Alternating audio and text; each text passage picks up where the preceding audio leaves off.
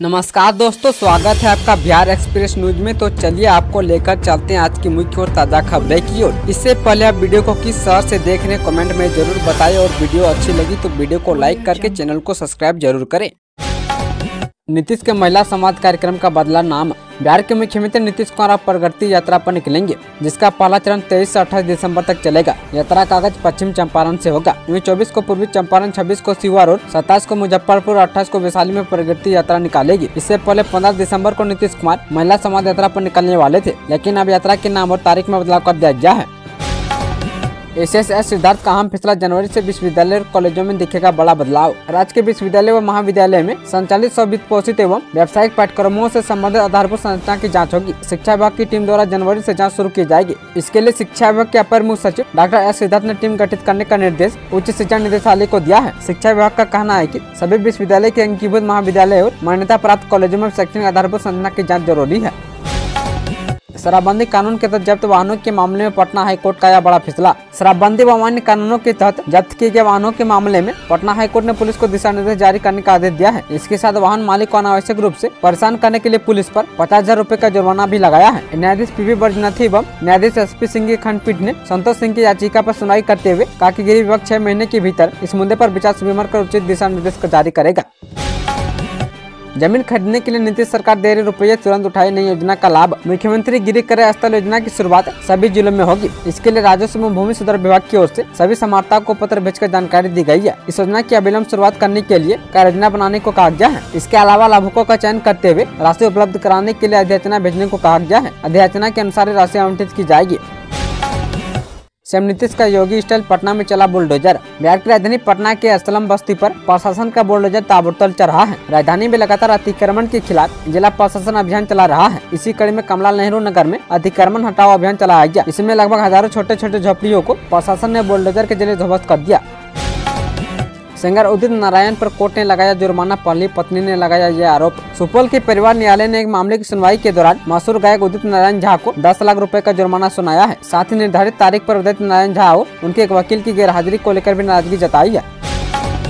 CM Nitish से मिले जदयू विधायक गोपाल मंडल। भागलपुर जिला के गोपालपुर विधानसभा क्षेत्र से विधायक नरेंद्र कुमार नीरज उर्फ गोपाल मंडल ने बिहार के मुख्यमंत्री नीतीश कुमार से शिष्टाचार भेंट की है। इस मुलाकात में उन्होंने गोपालपुर विधानसभा के अंतर्गत आने वाले विभिन्न प्रखंडों की प्रमुख समस्याओं और क्षेत्र में विकासात्मक बदलावों पर विस्तार से चर्चा हुई। गोपाल मंडल ने क्षेत्र में सड़कों की जर्जर स्थिति, अधूरे निर्माण कार्य, नालों की खराब दशा और मुखिया द्वारा गली व ग्रामीण सड़कों की योजना के तहत लंबित परियोजनाओं का मुद्दा मुख्यमंत्री के समक्ष रखा। बिहार में भाजपा के नेता कह रहे नीतीश करेंगे 2025 में नेतृत्व। महाराष्ट्र में अकेले बहुमत से 13 सीट पीछे रहने के बाद शिवसेना नेता एकनाथ शिंदे को मुख्यमंत्री से डिप्टी सीएम बना चुकी भारतीय जनता पार्टी के राष्ट्रीय नेतृत्व ने 2025 के बिहार चुनाव में सीएम नीतीश कुमार के नेतृत्व के मसले पर अपना मन अभी नहीं बनाया है। बिहार बीजेपी के अध्यक्ष दिलीप जायसवाल, उप मुख्यमंत्री सम्राट चौधरी समेत कई नेता बार बार कह रहे हैं कि एनडीए 2025 का चुनाव नीतीश के नेतृत्व में लड़ेगा। इतिहास के सबसे खर्चीले मुख्यमंत्री बन गए नीतीश। सुपौल जिले के दौरा के दौरान नेता प्रतिपक्ष तेजस्वी यादव ने डबल इंजन की सरकार पर जमकर हमला बोला। जिला अतिथि गृह में प्रेस वार्ता में तेजस्वी यादव ने राजद की सरकार बनने पर कई योजनाओं की घोषणा की। उन्होंने कहा कि सीएम नीतीश कुमार एक तरफ पैसा कोरोना रोते हैं तो दूसरी तरफ महज 15 दिन की यात्रा में अरबों रुपए खर्च कर रहे हैं। सीएम नीतीश कुमार इतिहास के सबसे खर्चीले मुख्यमंत्री बन गए हैं। इन यात्राओं से कोई फायदा तो नहीं है, लेकिन अधिकारियों के जेब जरूर गर्म हो रहा है। One nation one election RSS का एजेंडा, तेजस्वी यादव का मोदी सरकार पर हमला। राष्ट्रीय जनता दल ने वन नेशन वन इलेक्शन यानी एक देश एक चुनाव की बिल को राष्ट्रीय स्वयंसेवक संघ का एजेंडा करार दिया है। उन्होंने कहा कि केंद्र की नरेंद्र मोदी सरकार आरएसएस के एजेंडे को पूरे देश में लागू करना चाहती है। इलेक्शन कमीशन जब बिहार जैसे प्रदेश में एक साथ चुनाव नहीं करा सकता है तो पूरे देश में एक साथ चुनाव कैसे कराएगा। लोकसभा में मंगलवार को वन नेशन वन इलेक्शन पेश हुआ, जिसे आरजेडी समेत अधिकतर विपक्षी दलों ने विरोध किया है।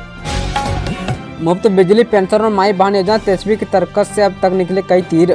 बिहार में सभी राजनीतिक दल अपने आगामी विधानसभा चुनाव को लेकर अपनी अपनी तैयारियों में जुटे हैं। बिहार के नेता प्रतिपक्ष तेजस्वी यादव ने पिछले कुछ दिनों से नीतीश सरकार पर एक और जहां अपने हमले तेज कर दिए हैं तो वहीं तेजस्वी कार्यकर्ता संवाद यात्रा भी कर रहे हैं। माना जा रहा है कि इस यात्रा के जरिए वो अलग अलग जिलों में जाकर पार्टी नेताओं को लेकर फीडबैक ले रहे हैं। इसके अलावा आगामी विधानसभा चुनाव को लेकर राजद कार्यकर्ताओं में भी जोश भरने का काम कर रहे हैं।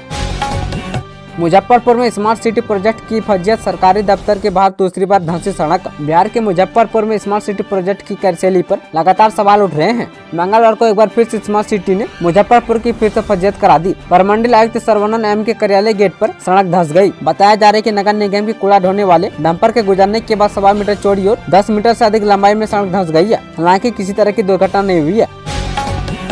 प्रशांत किशोर को झटका, देवेंद्र यादव मोनाजिर हसन का जनस्वराज कोर कमेटी से इस्तीफा। 2.5 महीने पहले जनस्वराज पार्टी नाम से नया राजनीतिक दल बनाने वाले प्रशांत किशोर की कोर टीम बिखरने लगी है। पूर्व केंद्रीय मंत्री देवेंद्र प्रसाद यादव और पूर्व सांसद मोनाजिर हसन ने जनस्वराज के 125 सदस्य कोर कमेटी से इस्तीफा दे दिया है। दोनों ही नेताओं ने पार्टी के कार्यकारी अध्यक्ष मनोज भारती को अपना इस्तीफा पत्र भेजा है।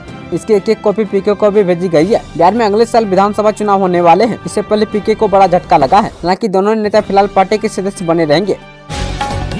टायर्ड मुख्यमंत्री, रिटायर्ड अधिकारियों से नहीं चलेगा बिहार, तेजस्वी का नीतीश कुमार पर तंज। नेता प्रतिपक्ष और आरजेडी नेता तेजस्वी यादव इन दिनों कार्यकर्ता संवाद यात्रा पर निकले हुए हैं। इस दौरान प्रेस कॉन्फ्रेंस करके वो नीतीश सरकार को घेरने में कोई कसर नहीं छोड़ रहे हैं। एक बार फिर से तेजस्वी यादव ने नीतीश कुमार पर तंज कसा है। सहरसा में उन्होंने कहा कि नीतीश सरकार के पास न कोई विजन है, न कोई रोड मैप है। वहीं बिहार को अब नई दृष्टि की जरूरत है। टायर्ड मुख्यमंत्री, रिटायर्ड अधिकारियों से नए बिहार का निर्माण नहीं होगा। आरजेडी विधायक मुकेश रोशन को जान से मारने की धमकी। आरजेडी विधायक मुकेश रोशन को जान से मारने की धमकी मिली है। उनके नंबर पर एक अनजान नंबर से फोन करके धमकी दी गई है। फोन करने वालों ने उनके ऑफिस को भी उड़ाने की धमकी दी है। विधायक ने इसे लेकर पुलिस से शिकायत की है। विधायक ने बताया कि मेरे पिता की भी 1993 में हत्या हुई थी। जब से मैं राजनीति में आया, मैंने कई बार मुख्यमंत्री जी और डीजीपी को चिट्ठी लिखी है और कई बार सुरक्षा मांग चुका हूँ। पटना एसएसपी को पूरी घटना की जानकारी दी है। फोन करने वाला खुद को यूपी का बता रहा है। बिहार में 28,000 करोड़ के निवेश को स्वीकृति, बढ़ने वाले रोजगार के अवसर। बिहार में उद्योग का माहौल बनने लगा है और निवेशक लगातार आ रहे हैं। वहीं सरकार भी निवेश और निवेशकों को प्रोत्साहित करने के लिए लगातार प्रयास कर रही है। पिछले दिनों में बिहार राज्य निवेश प्रोत्साहन बोर्ड के 58वीं बैठक में कई निवेश के प्रस्ताव को मंजूरी दी गई है। इस बैठक में राज्य के औद्योगिक विकास को गति देने के उद्देश्य से कुल 52 इकाइयों को 28,881 करोड़ रुपए के स्टेज 1 में सैद्धांतिक स्वीकृति प्रदान की गई है, जबकि 35 इकाइयों को 609 करोड़ रुपए की वित्तीय स्वीकृति दी गई है। लालू यादव पर संजय झा का बड़ा हमला। जदयू के कार्यकारी अध्यक्ष संजय कुमार झा ने राजद सुप्रीमो लालू यादव पर बड़ा हमला किया है। उन्होंने कहा कि युवाओं को नहीं भूलना चाहिए कि नीतीश कुमार ने कहां से काम करना शुरू किया। नीतीश कुमार को गुजरात, मुंबई जैसा राज्य नहीं मिला था, उन्हें एक ऐसा बिहार मिला था जो अफगानिस्तान की तरह था। एक नेता से क्या फर्क पड़ता है, नीतीश कुमार इसके सबसे बड़े उदाहरण है। रोहित या बुमराह इस स्टार बल्लेबाज से मिलना चाहती है सिमरन शेख। महिला प्रीमियर लीग 2025 की मिनी नीलामी में सबसे महंगी बिकने वाली सिमरन शेख ने भारतीय टीम के दिग्गज खिलाड़ी विराट कोहली से मिलने की इच्छा जताई है। इस अनकेप्ड बल्लेबाज ने भारतीय टीम की ओर से खेलने का लक्ष्य रखा है। हाल ही में संपन्न WPL 2025 की नीलामी में गुजरात जायंट्स ने इस खिलाड़ी को खरीदने के लिए अपना खजाना खोल दिया और 1.9 करोड़ रुपए की बोली लगाकर उन्हें अपनी टीम में शामिल किया है। पृथ्वी से टकराने वाला है आकाशगोला, मचेगी तबाही। 1500 के दशक में फ्रांसीसी ज्योतिषी नोस्ट्राडामस हुआ करते थे, जिनकी भविष्यवाणियां कई बार सही भी साबित हो चुकी है। उन्होंने अपने कालखंड में आने वाले वर्ष 2025 के लिए भी कई बातें कही। उन्होंने काम का विश्लेषण करने के बाद रिसर्चर से कुछ चीजें सामने रखी। इसके अनुसार 2025 में एस्टेरॉयड की टक्कर, यूनाइटेड किंगडम में फ्लैग जैसी बीमारी का प्रकोप देखने को मिल सकता है। नोस्ट्राडामस ने आधुनिक समय की कुछ घटनाओं की भविष्यवाणी की थी। लोकसभा में पेश हुआ one nation one election bill. केंद्र सरकार ने चुनाव सुधार की दिशा में बड़ा कदम उठाते हुए one nation one election bill को लोकसभा में पेश कर दिया है। कानून मंत्री अर्जुन राम मेघवाल ने मंगलवार 17 दिसंबर को विधेयक पेश किया। वन नेशन वन इलेक्शन का वादा बीजेपी ने अपने चुनावी घोषणा पत्र में किया था। कांग्रेस सहित लगभग अन्य सभी विपक्षी पार्टियां इस बिल का विरोध कर रही है। पटना एवं भागलपुर को मिली बड़ी सौगात, 18 लाख की सड़क परियोजनाओं को मिली स्वीकृति। उप मुख्यमंत्री सह पथ निर्माण मंत्री विजय कुमार सिन्हा ने बिहार के 2 जिलों पटना और भागलपुर के लिए 2 प्रमुख सड़कों के उन्नयन के लिए बड़ी सौगात मिलने की घोषणा की है। इसके तहत दोनों जिलों को 2 महत्वपूर्ण सड़कों का निर्माण होगा।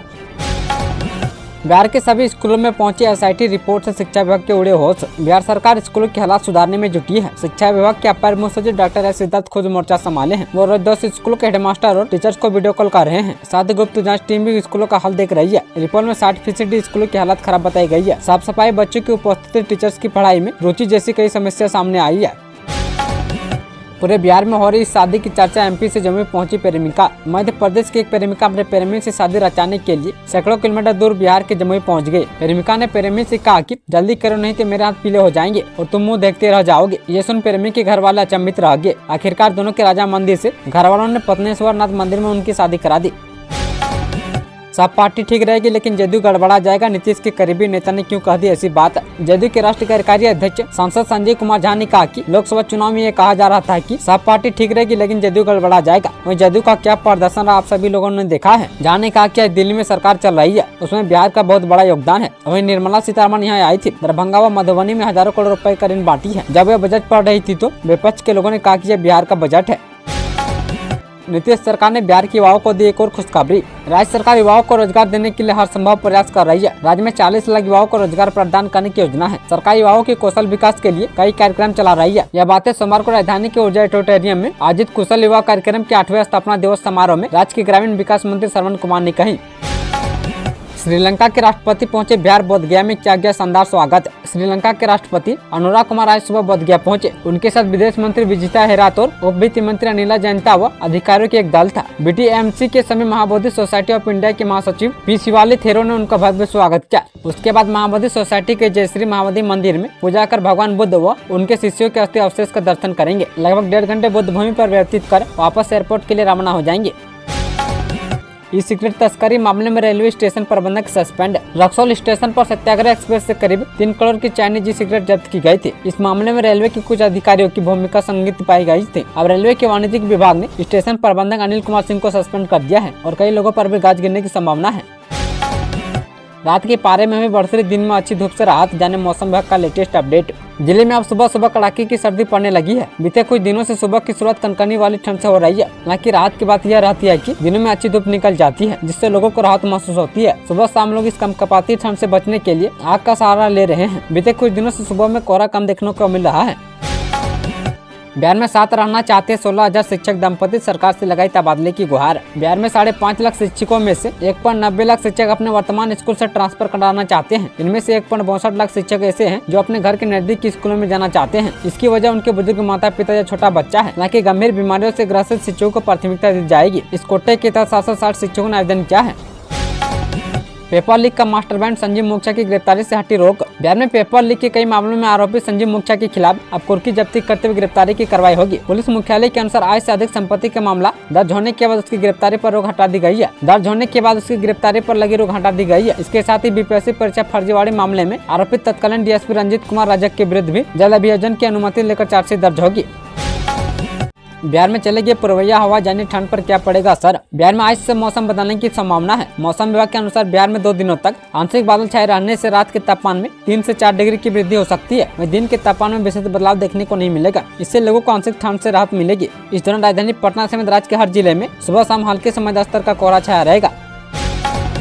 बड़ी घटना को अंजाम देने जा रहे गिरोह को पुलिस ने दबोचा। पटना पुलिस को बड़ी सफलता हाथ लगी है। बड़ी घटना को अंजाम देने जा रहे बदमाशों के गिरोह को हथियार के साथ पुलिस ने गिरफ्तार किया है। बदमाशों के पास से पिस्टल, जिंदा कारतूस और कई आपत्तिजनक सामान बरामद किए गए हैं। बेतिया में रोजगार का सुनहरा मौका, 21 दिसंबर को जॉब कैंप जाने रजिस्ट्रेशन प्रक्रिया। बिहार के बेतिया में 21 दिसंबर को जिले के बेरोजगार युवाओं के लिए एक खास अवसर पेश किया जा रहा है। जिला निबंधन परामर्श केंद्र DRCC के परिसर में श्रम संसाधन विभाग जिला नियोजनालय द्वारा आयोजित होने वाली इस जॉब कैंप में इच्छुक उम्मीदवार सुबह 11 बजे से शाम 4 बजे तक अपनी उपस्थिति दर्ज कर सकते हैं। इस कैंप का मुख्य उद्देश्य युवाओं को रोजगार के नए अवसर उपलब्ध कराना है, जिससे वे अपनी कड़ी मेहनत के बदले एक स्थिर करियर की शुरुआत कर सके। अब बिना वीजा के मिलेंगी रूस में एंट्री, भारत के साथ दोस्ती होगी और गहरी। रूस और भारत के बीच दोस्ती किसी से नहीं छिपी है। इस दोस्ती को रंग देने के लिए दोनों देश एक नए समझौते को रंग देने पर विचार कर रहे हैं। जी हां, आपने सही सुना है। यदि आप रूस जाने का प्लान बना रहे हैं और भारतीय हैं तो वीजा की टेंशन लेने की जरूरत नहीं होगी। वर्तमान समय में रूस अपने वीजा मुक्त टूरिस्ट एक्सचेंज प्रोग्राम के तहत चीन और ईरान के यात्रियों के लिए वीजा फ्री एंट्री की सुविधा देता है। अब इस लिस्ट में भारत का नाम भी आने वाला है। भारतीयों के लिए यह सुविधा साल 2025 से शुरू हो सकती है। 352 पन्ने और सोने की परत पुस्तक मेले में इस किताब की हो रही खूब चर्चा। बिहार की राजधानी पटना के ऐतिहासिक गांधी मैदान में लगे पुस्तक मेले में लोगों की भीड़ उमड़ रही है। यहाँ लोग अपनी मनपसंद किताबों को खरीद रहे हैं। मेले में एक किताब पुस्तक प्रेमियों के बीच चर्चा के विषय बन गई है। महंगी कविता। वैसे तो इस मेले में लाखों किताबें हैं, लेकिन यहाँ एक ऐसी किताब सजी हुई है जिसकी खासियत सुनकर आप दंग रह जाएंगे। ऑन द अर्थ की इस किताब का नाम है महंगी कविता। महंगी कविता 352 पन्ने की किताब है। बताया जा रहा है कि इस किताब पर सोने की परत चढ़ाई गई है। इसकी कवर को भी मखमली बनाया गया है। इस किताब की कीमत 25,000 रुपये बताई जा रही है। माई बहन योजना से 2025 में राजद की नैया होगी पार। बिहार में अगले साल विधानसभा चुनाव होने हैं। चुनाव से पहले लगभग तेजस्वी यादव ने आधी आबादी यानी महिलाओं के लिए एक बड़ा ऐलान कर दिया है। तेजस्वी यादव ने माई बहन योजना के तहत महिलाओं को प्रति महीने 2500 रुपए देने का वादा किया है। तेजस्वी के इस ऐलान के बाद इस पर सियासी घमासान में मचा हुआ है।